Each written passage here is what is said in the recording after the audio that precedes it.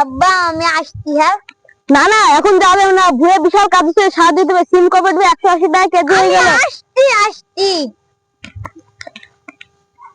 আব্বা জানো কদিন টিভির খাওয়া হয়েছে? হ্যাঁ রে আমি জানি তো জানি, অলরেডি তো ছুটি চলে গেল।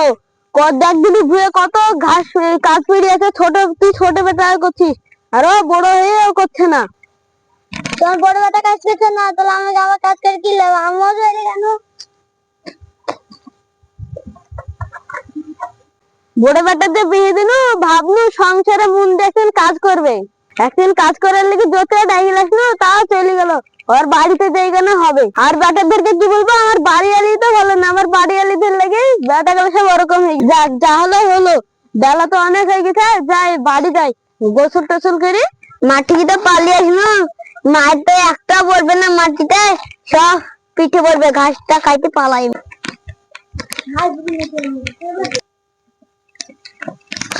বড় ভাইটা আসলো, আইসি বাড়িতে তো নাই। বড় ভাইটা আসলো, বাড়িতে নাই, কোথায় যে গেল?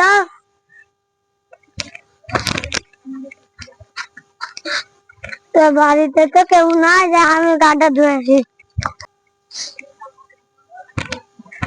বাড়ি আলি তো নাই, বাড়ি এলি যেরকম চরে নিয়েছে ছেলেপিলে সেরকম চরে নিয়েছে।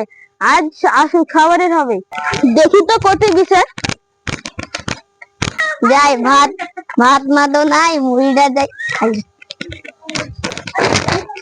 বাড়িতে তো কেউ নাই, মুড়ি খাই। তুমি গাটা ধুয়ে তুমি এখানে আসে মুড়ি খাচ্ছ, আমাকে চারটে দে।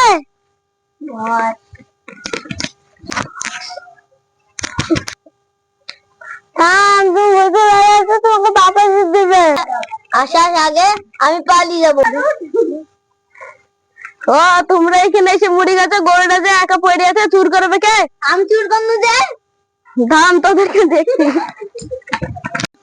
কাকা তোমাদের সিমের ভুই গেল, যে পোকা হয়ে গেল, গুড়ার ঘাস ছাপ করবো না? হ্যাঁ বাবা, ভুয়ের ঘাস গুলো তো আমি জানি সব সিমে খাই নিল।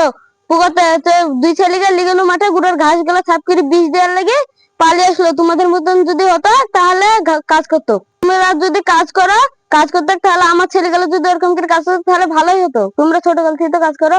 ঠিক আছে কাকা গেলাম, যত তাড়াতাড়ি পারবেন সিমের গুড়া গালা সাফ করবেন। হ্যাঁ গো বাপ, ভুয়ে কাজগুলো তো আমাকে করতে হবে, ছেলে আর করবে না।